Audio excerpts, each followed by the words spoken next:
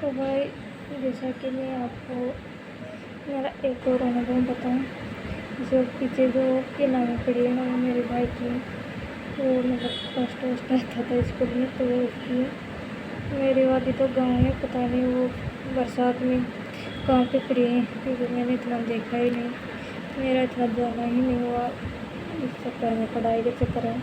ये देखो, पढ़ाई के चक्कर में कितना कुछ छूट गया। मतलब मेरे साथ की सारी फ्रेंड्स छूट गई मेरी। उनको देखी मैंने, पता नहीं कब जाके देखा था मैंने एक फ्रेंड को, वो मेरी मतलब जो बचपन की मेरी सहेली थी ना, उसे तो मैं मुझे मिले ही मतलब वैसे तो 3 साल हो जाते, पर अभी बीच में एक बार पता नहीं किसी काम से वो मैनेजमेंट का इलाज कराने आई थी, तब जाके मतलब 15-20 मिनट जाके मैं उसे मिली हूँ।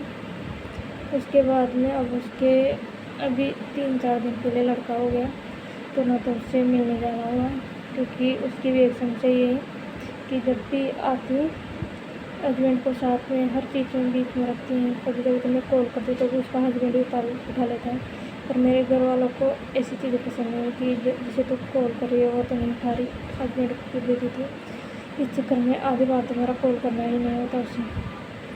और अब उसके लड़का हुआ तो उसको हमारे जो ऐसे लाउंड पूछते हैं ना, 7-8 दिन बाद में घर से बाहर निकालते, सूरज के करवाते हैं, मतलब पानी की छींटे दिलवाते हैं, और लुगाइयाँ बैठ के करती हैं, गीत वीत गाती हैं। मतलब पहली बार सुता को नहीं लाने का ये होता है। वैसे आजकल नहला तो इस वहाँ पे दे देते, हॉस्पिटल में नहला देते हैं, पर मतलब हमारी मान्यता के अनुसार बाहर निकालते हैं उसे पहली बार, बच्चे को भी और प्रसूता को भी सूरज के दर्शन करवाते हैं।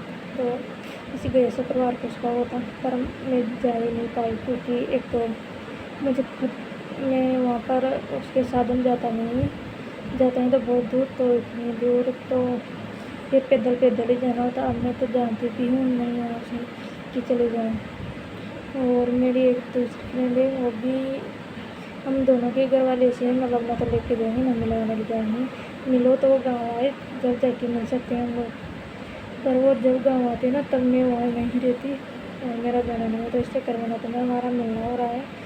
और मेरी बहुत अच्छी फ्रेंड थी, मैं स्टार्टिंग से ही, मतलब मेरे से 9 महीने छोटे, हम साथ साथ पढ़े, साथ साथ मतलब 10वीं तक तो साथ ही पढ़े। उसके बाद तो हम ऐसे अलग हुए कि हमारा कभी कभार ही मिलना होता है। उसके बाद में 10वीं के बाद में 11वीं 12वीं तो मतलब मैं ऐसे परमानेंट रही ना कि गाँव वालों से किसी से मिलना जुलना इतना हुआ ही नहीं। 11वीं 12वीं के बाद में फर्स्ट ईयर सेकेंड, मतलब 5 साल तक फिर गाँव में रही हूँ। तो वहाँ 5 साल में तीन साल ही रही हूँ उसके साथ की। 2 साल के बाद में उसकी तो शादी हो गई, ससुराल भी जाने लगी। और पता है ना उसके भी क्या चक्कर पड़ा कि रुकती ही नहीं थी कि नहीं मेरे से तो घर वाले काम करा रहे हैं, जबकि उसके ससुराल वाले उसे वहाँ पर भी किसी फैक्ट्री में काम करने के लिए भेजते थे। पर पता नहीं क्या हुआ, मतलब मुझे तो लगता है कि शादी के बाद में सभी चेंज हो जाते हैं। तो पर वो मेरी बहुत अच्छी फ्रेंड है, हम लोग बचपन से ही रहे हैं। वैसे बचपन जो फ्रेंड बनते हैं ना, वैसे बड़े होने के बाद भी तो सभी लोग मतलब के लिए फ्रेंड बनते हैं एक दूसरे से। जैसे मेरी एक मतलब 11th 12th में मेरी 2 लड़कियाँ और अच्छी फ्रेंड बनी, वो भी मेरी ठीक ठाक है।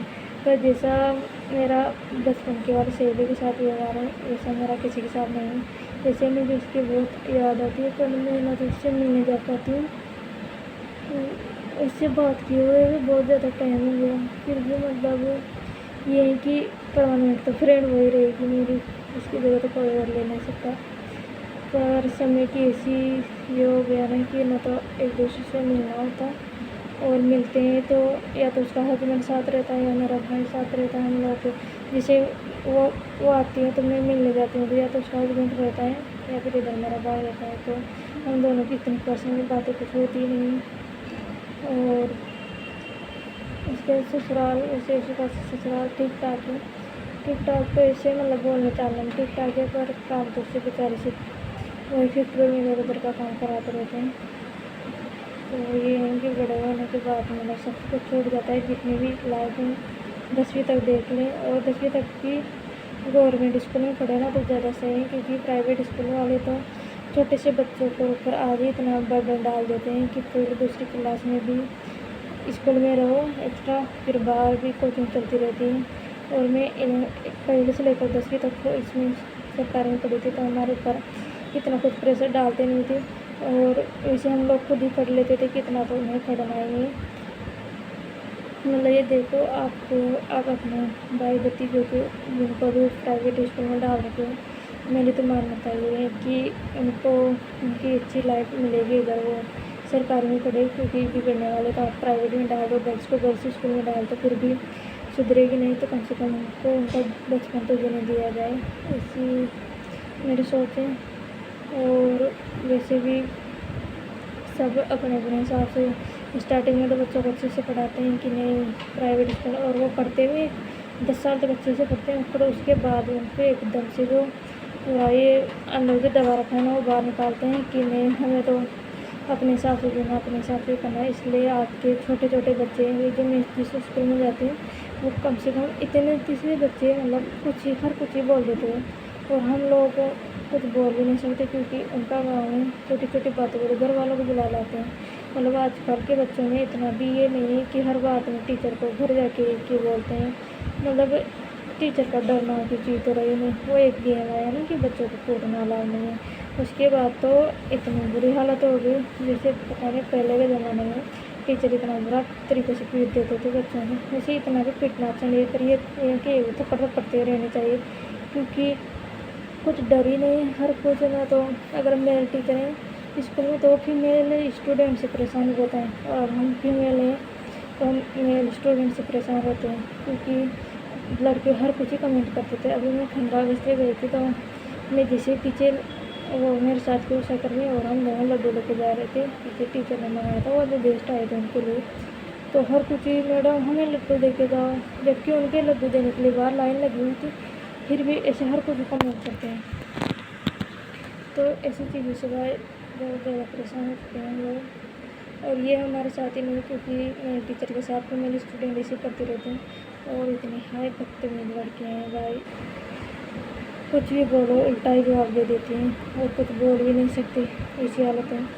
वैसे आप अलग अलग विभाग से हो तो आप बताना आपसे कितना काम करवाना, क्योंकि इधर तो काम कर करके बुखार हालत ख़राब है, क्योंकि फर्स्ट दिन तो नहीं जाते हैं। मतलब वो अलमारियों में पता नहीं कितने साल का कूड़ा कचरा पड़ा था, फाइलें पता नहीं कब की पड़ी थी, उनको चूहे काट के फिर भी उनको बाहर झड़काने का टाइम नहीं मिला उनको, जो 4th ग्रेड के लिए बचा रखा था। जाते हैं हमसे पहले तो अलमारियों को साफ करवाया, फिर सारे वो SR की फाइलों को जमाया, सारी फाइलों को जमाया, इतनी बड़ी बड़ी इतने से तो हमारे हाथ, और इतनी बड़ी बड़ी फाइलों को उठा के ऐसे तो उठती नहीं, फिर भी क्या करें। और जैसे आपको बताना कि क्या चल रहा है, क्योंकि जिस हिसाब से मुझे तो अभी नया नया इतना अनुभव नहीं है, हो सकता है कि मेरे विचार बाद में जाके थोड़े ठीक हो जाए, क्योंकि मैं तो अभी जो ना तो उस जगह को इतना जानती हूँ, उसके बारे में थोड़े नए नए विचार बता रही हूँ। जैसे मुझे लगता है कि मैं रहते रहते सब ठीक रहेगा, मेरी सभी से अच्छी बन भी जाएगी, खासकर मतलब 2-3 टीचरों के, तो मुझे नहीं लगता कि उनसे कभी ऐसी होगी, क्योंकि वो तो हमें देखते ऐसे बोलते हैं कि नहीं तुम लोग तो ये करो। अब जिस 15 अगस्त को मतलब हमें सभी के सामने से चाय लेके जाना है, जैसे कि हम लोग नौकरानी हैं, जबकि चाय की ज़रूरत ही नहीं थी, क्योंकि अभी वो चाय पी रहे हैं, तो आधे गांव वाले तो उनको देखते रहे थे। तो टीचर ऐसे क्यों करते हैं कि खुद चाय पीते रहे। वैसे मैं क्लास में भी चाय पीने का विरोध करती हूँ टीचरों को, क्योंकि बच्चों के सामने नहीं पीना चाहिए, क्योंकि किन किन बच्चों की मतलब उनकी भी इच्छा होती रहती है कि नहीं देखो सर तुम्हारी ये खा रहे हैं पी रहे हैं। तो ऐसा नहीं कि अगर टीचरों को अगर पीना है तो एक तरफ जाके पी ले, ये नहीं कि बीच क्लास में चाय पीते रहे। अभी 15 अगस्त के सारे गेस्ट लोग चाय पी रहे थे, गाँव वाले बेटे बेटे देख रहे थे, उनको नहीं उनकी जैसे पीने की इच्छा। तो वैसे मुझे ये चीज़ बहुत बुरी लगती है। और हमारे मतलब 4th ग्रेड आने से पहले तो इतना काम नहीं था, पर 4th ग्रेड बाद इतना काम कहाँ से आ गया।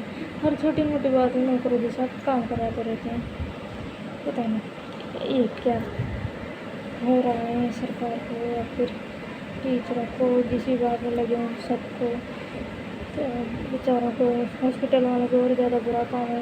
ये देख लो मैं एग्ज़ाम दे के आके फोड़ के मेरे तो मतलब यहाँ से सिर इतना दर्द करता है पढ़ने के टाइम, इतना फट के हम लोग झाड़ू लगाने के लिए पड़े थे, और वैसे झाड़ू भी लगा रहे, पर उस पर भी ये नहीं, फिर भी काम बताते रहते हैं। बैठने तो दिया करो थोड़ी सी देर। ऐसे मुझे लगता है कि धीरे धीरे ठीक होता रहेगा, क्योंकि हमें भी नॉलेज नहीं है और कोई बता देता है तो वही करने लग जाते हैं। अब हमें तो थोड़ी बहुत नॉलेज होगी कि नहीं ये काम हमारा ये नहीं है, तो उसे करने के लिए चुपचाप मना ही करते हैं कि नहीं हमसे नहीं होगा। पर एक डर ये भी है कि अगर हम लोग कोई चीज़ के लिए मना करें, और जैसे कि मेरे सहकर्मी ने बताया था कि अगर इन्होंने सीधा किताब फेंक दिया ना अपन के रजिस्टर में तो कुछ नहीं होगा, तो 2 साल तक तो कुछ नहीं बोलना है इनको। और वो मतलब गाँव वाले भी समझते कि ये 2 लड़कियाँ नौकरानी हैं। ये देखो इतनी बुरी सोच है लोगों की। वैसे आप लोग भी बताना कि क्या चल रहा है ये सब नया अनुभव। अभी हमारे जो प्रिंसिपल मैडम आए उनका अनुभव बाकी रह गया, क्योंकि उन्होंने हमारे दोनों लड़कियों के पर्सनली हमारे नंबर लिए सबसे पहले। तो मैं इनका मुझे लगता है कि अभी तक हमको इधर उधर भगाने में टीचर कंफर्टेबल तो शायद अब वो पता नहीं वो क्या करेगी। इसे देखते हैं। ये तो लेडीज़ हैं, पर ये नहीं कि लेडीज़ है तो लेडीज़ को बख्शेगी, और जिनको जो काम करवाना होता है वो करवा के रहेंगे। और मैंने जो चाबियों की इतनी समस्या हो रही है ना कि बताऊँ क्या। मैं सोच रही हूँ कि उनके अलग अलग मार्क कर दूँ, पर दूसरी लड़की ध्यान ही नहीं देती है। रोज वो तो मैं मतलब इसकी सांकड़ वाकड़ में लगाती हूँ, खिड़कियाँ दरवाजे में बंद करती हूँ, वो ताला लगाने का काम करती हूँ। फिर दूसरी चाबियों के याद नहीं रहता और मेरे हाथ में लग और गई पता नहीं। मिलती हूँ बाद में आपको मेरे नए अनुभव में।